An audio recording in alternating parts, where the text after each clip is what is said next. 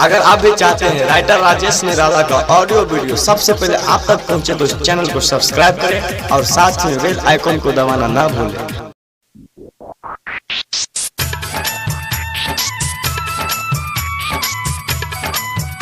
Mixed by Adarsh Recording Studio, Bandera.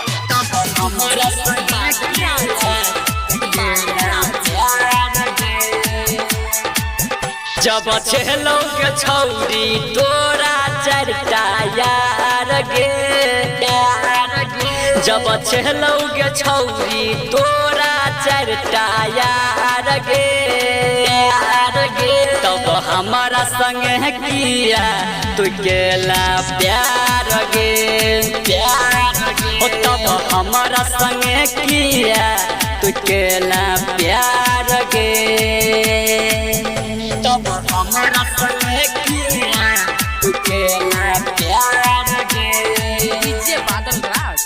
DJ बादल राज, प्यार गे, प्यार गे, तब हमारा संग किया तू केला Mixed by Adarsh Recording Studio, Bandera. जब दोसर के तू छेलगे तब सपना किया देखे लगे, सुन गे प्रीतिया हमारा संगे ये न किया तू के लगे, जब दोसर के तू छेलगे तब सपना किया देखे लगे, सुन गे कवितिया हमारा संगे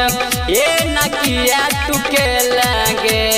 तोरा जिंदगी में छेलौ जे कोनो सार गे, तोरा जिंदगी में छेलौ जे कोनो सार गे, तब हमारा संग किया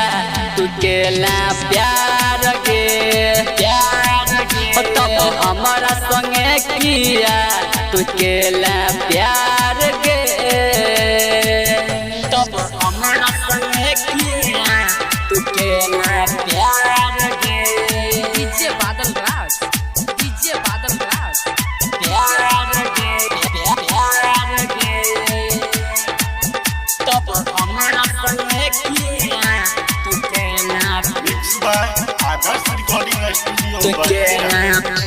प्यार गे। वादा नैनी भेल ही गे, झूठो से प्यार तू कलही गे, राइटर राजेश राधे रुस्तम के धोखा तू दिलही गे, वादा नैनी भेल ही गे, झूठो से प्यार तू कलही गे, राइटर राजेश राधे रुस्तम के धोखा तू दिलही गे, छेलौ जे छौरी टोले में चारटा भतार गे, तार गे, जब छेलौ के छौरी टोले में चारटा भतार गे, तब हमारा संग किया तू केला प्यार गे, प्यार गे, तब हमारा संग किया तू केला प्यार गे।